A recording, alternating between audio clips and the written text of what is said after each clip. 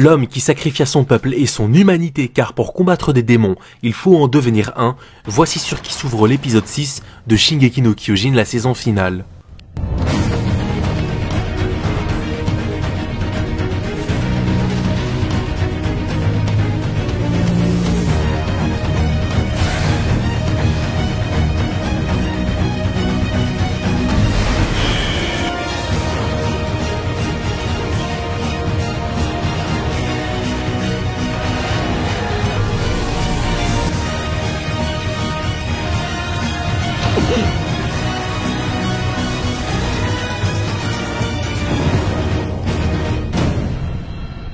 La figure charismatique des Tybur, Willy, nous montre à quel point la situation est critique pour Mar.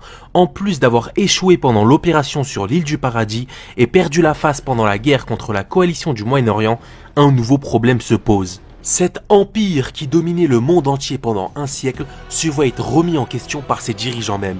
Mais la plus grande menace est déjà là, elle a passé les frontières et prête à attaquer. Alors, nous aurons droit à un dialogue entre le capitaine et Willy qui permettra de rajouter de la profondeur à ce personnage qui reste en scène que quelques minutes, littéralement. Un dialogue qui par sa tension politique n'est pas sans rappeler celui de Erwin Smith et du juge Zack Lee, et on comprend tout de suite que les deux blonds vont être soumis à un parallélisme d'écriture par leur auteur. Conscient de se faire attaquer ce soir lors de son discours, il décide de tirer profit de la situation pour montrer au monde entier à quel point les Eldiens de Paradis sont dangereux et la monstruosité de Eren Yeager.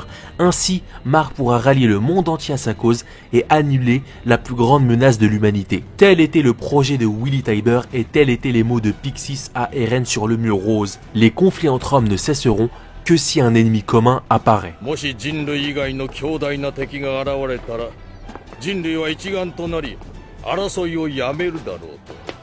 Aujourd'hui, cet ennemi commun, il est là, c'est Eren Yeager.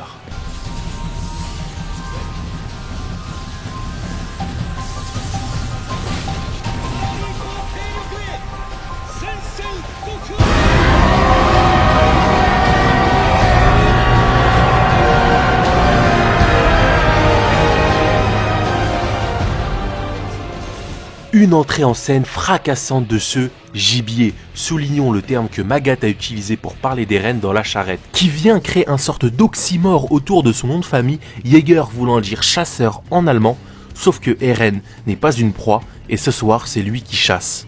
Un chasseur capable de paralyser sa victime de peur, exactement comme le titan qui mange la mère de la petite fille dans le village de Sacha.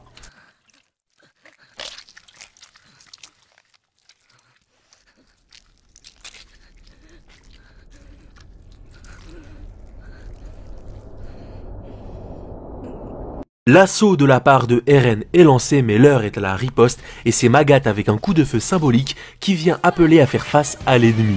Les victimes sont nombreuses et Mappa vient nous apporter un plan macabre sur Sofia dont les jambes sont dégagées, contrairement à celles de Carla. C'est alors que le marteau d'armes fait son apparition et nous montre à quel point il est puissant, supérieur à l'assaillant qui pourtant son détenteur n'a pas arrêté de le pousser à bout et de s'entraîner avec. Et au milieu de ce chaos, on obtiendra la réponse de cette scène perturbante de l'épisode 5.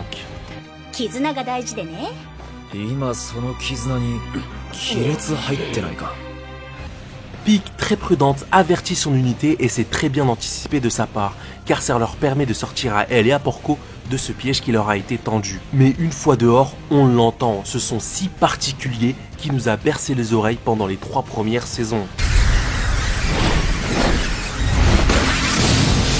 Le bataillon fait une entrée en scène remarquable et Mikasa ouvre ce bal avec une démonstration de force fulgurante.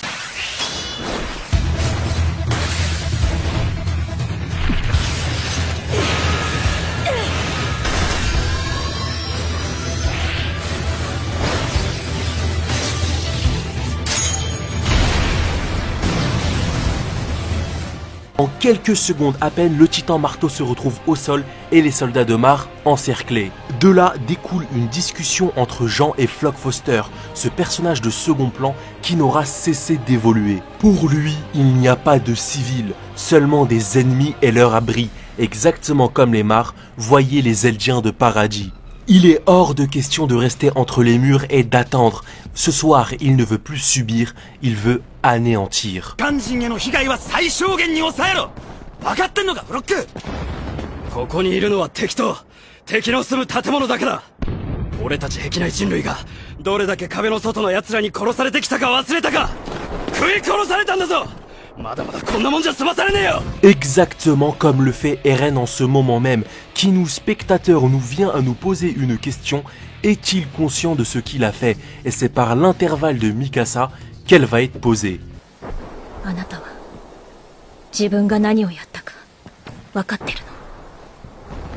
Un regard vide et un silence, c'est cette réponse que nous apporte Eren. Oui, il est conscient, mais il n'a pas le choix, il doit continuer d'aller de l'avant, parce qu'il nous l'a promis à nous, spectateurs et lecteurs, et il se l'est juré à lui-même, il les exterminera tous jusqu'au dernier.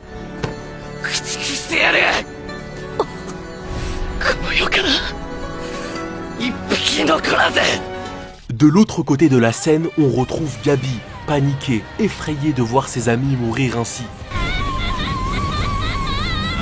Et c'est là que découlera un parallèle d'écriture entre Gabi et Eren, les deux se posant la même question. Eren, pourquoi ma mère est-elle morte? Et Gabi, pourquoi Sofia et Udo sont-ils morts? Et c'est l'entrée de Sacha Brous qui, indirectement, viendra compléter ce parallèle fait entre Gabi et Eren Yeager. Les deux alors verront leurs proches se faire décimer, sans voix et les yeux grands ouverts. Et exactement comme l'idiot suicidaire, elle viendra serrer les dents pour montrer sa détermination.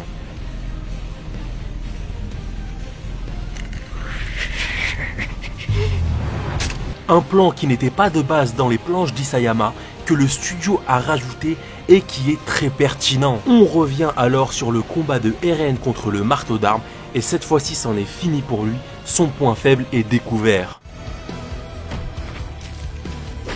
Et c'est là que l'épisode va venir se conclure avec un retournement de situation en chaîne.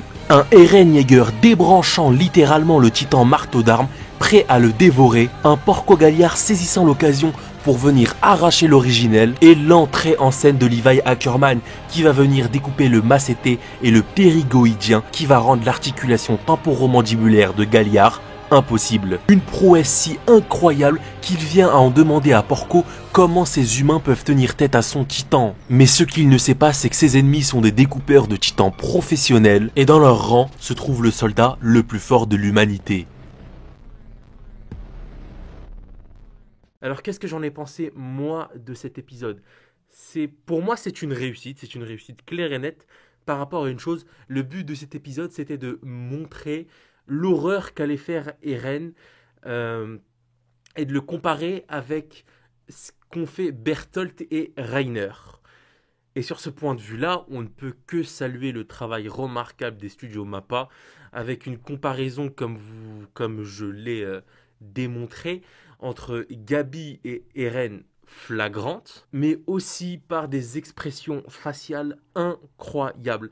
C'était le défaut que je trouvais à Wit Studio, que les personnages étaient trop lisses, on va dire, au niveau des visages.